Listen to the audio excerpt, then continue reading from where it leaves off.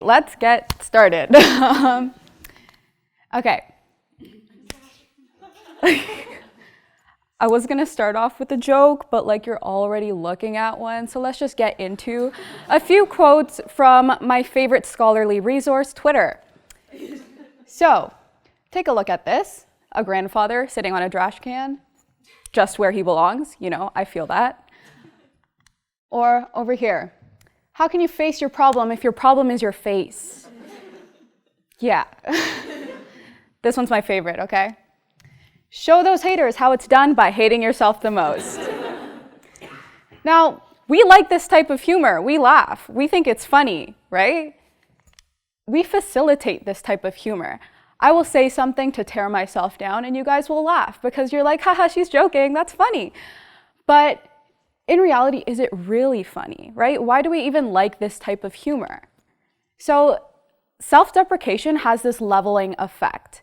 It makes the presenter of the humor seem like they're on the same level and relatable to the person receiving the humor.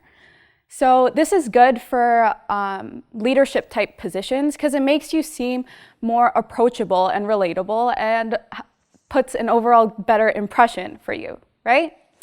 So what I'm trying to say is Obama makes self-deprecating jokes, therefore I am on the same level as Obama. So being hashtag relatable is on trend. It increases your popularity. We see this in many different forms with many different influencers.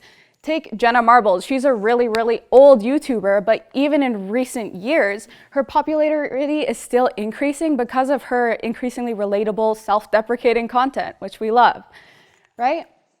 So now we're just gonna look at a few of my own texts to my friends, right? I look stupid.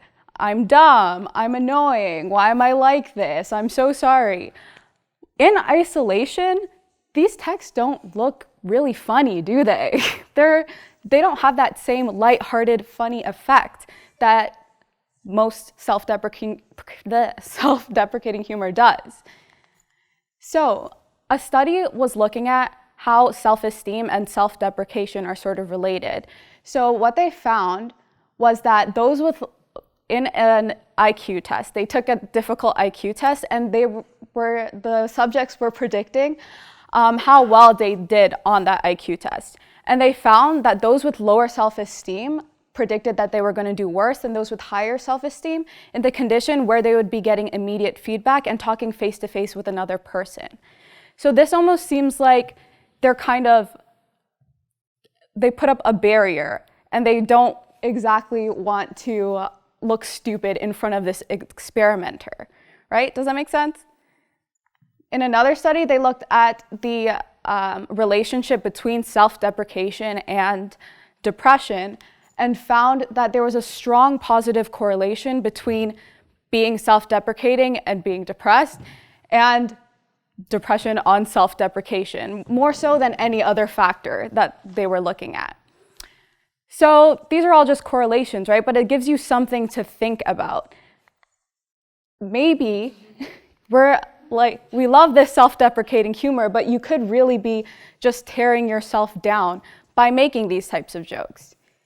So just think about it. In moderation, these jokes are fine because they actually are funny sometimes, right?